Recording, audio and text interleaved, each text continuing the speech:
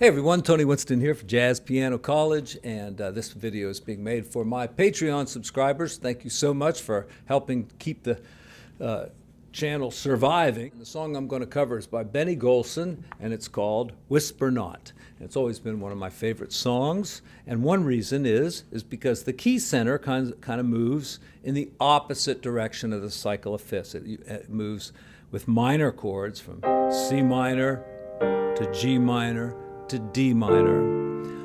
You know, when you go down a fourth instead of a fifth, that's the opposite direction of the cycle of fifths. And that plays into a thing called negative harmony. One of my biggest videos actually is about negative harmony, so I'll put a few links to that down in the description. I'm also going to play along with the track today and use some new ideas, hopefully.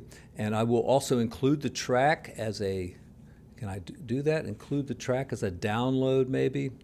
I'll do it as an MP3. And you know, the bass is on the left and the piano's on the right and the drums are in the middle. So if you just use the left channel, you can get bass and drums and then play along with it. One example of like moving in this opposite direction in a classical genre is a thing called Romanesque, and I'll do it here for you.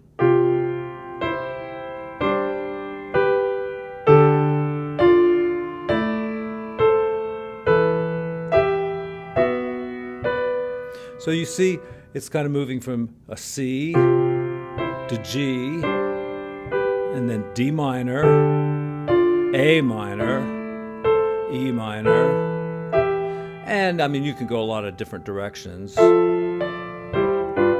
Now, for the different way of thinking about some of the chords, A minor 7, no, not A minor 7, A dominant 7th, with a flat 13 and a sharp 9, so it's an altered dominant. And of course, a tritone away would be E flat unaltered, and the E flat pentatonic scale works on both of those chords. So on the A dominant, you can have an E flat pentatonic scale, and if you put in a passing note right here, you get the blues scale. So why not just use a blues scale on this kind of a dominant chord? And I'm going to try that. It gets in bar 4, so.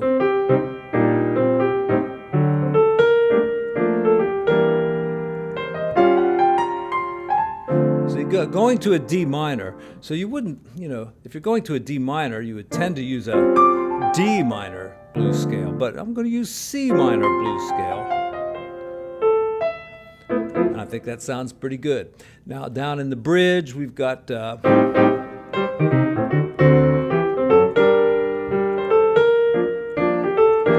right, we've got the E minor 7 flat 5 going to an A dominant again. So look, E minor 7 flat 5, you know, that kind of looks like a C dominant chord. So C blues scale, and then we go to the A, and for the previous explanation, I'm going to use that same blues scale again.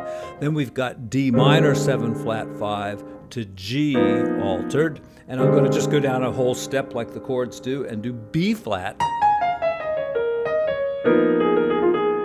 Right? You know, ending on the G altered there, and then it goes back to C. Now you just wouldn't expect to play a G7 chord going to C. Usually play a C blues scale, right? But I'm going to play B flat blues scale. All right, so that might give my line a little extra spice, at least to my own ears, you know, because you get really used to hearing your own playing, and if something new comes out, it sounds good.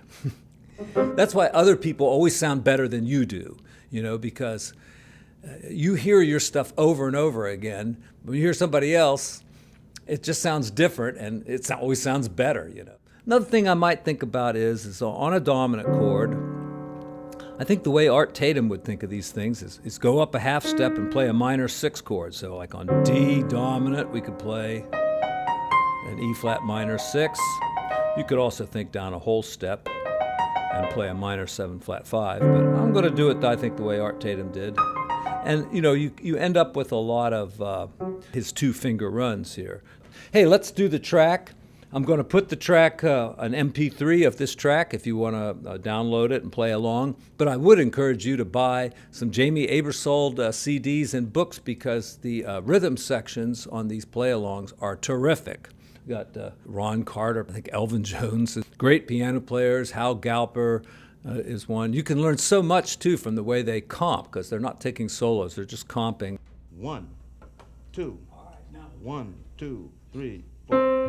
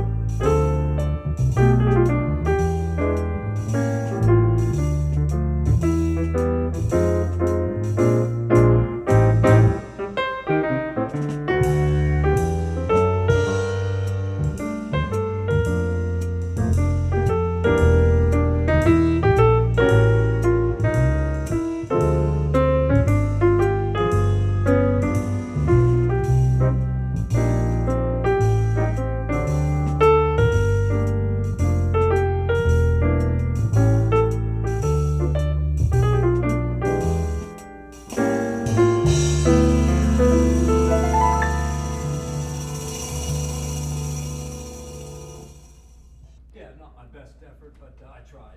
And you know, I'll tell you who does a really great version of this is Monty Alexander on his very first album. I think he's like 21 years old. Does a really cool version of this song. I like this song a little bit faster myself. I used to play it with the trio, so it's more like a 1, 2, a 1, 2, 3, 4. And you know, the bass and the drums would accent those little things. But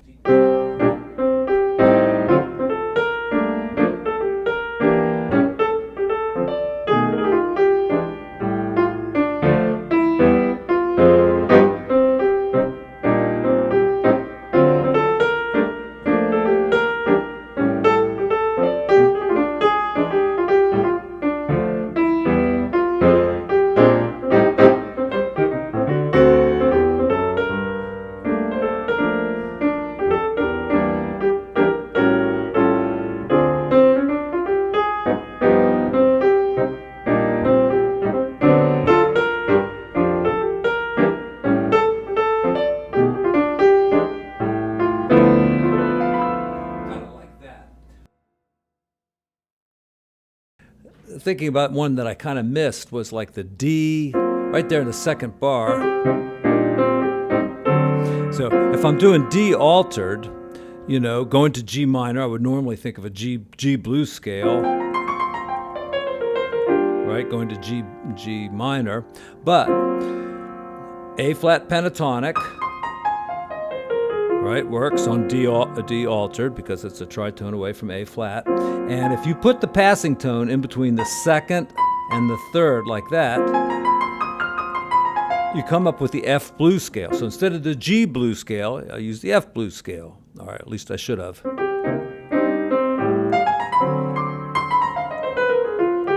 And it kind of works, you know. I probably could have used that a lot more. How about it in the bridge? Let's see.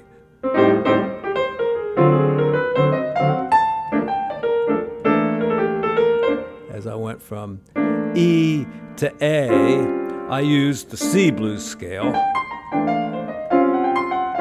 And then the next one I used the B flat blues scale.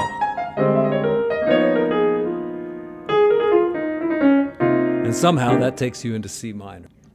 So as I usually say, look down in the description and you'll find some helpful information like the chart and the play along, the MP3 I'm going to put up there as well. And so I hope this is useful to you, and also put a link to the Monty Alexander recording if I can find it someplace on YouTube. It's probably up there. It's on an album called Spunky. All right. Bad title, I know, but anyhow, hope everybody's doing well. Thanks again for your support. Tony Winston signing off. See ya.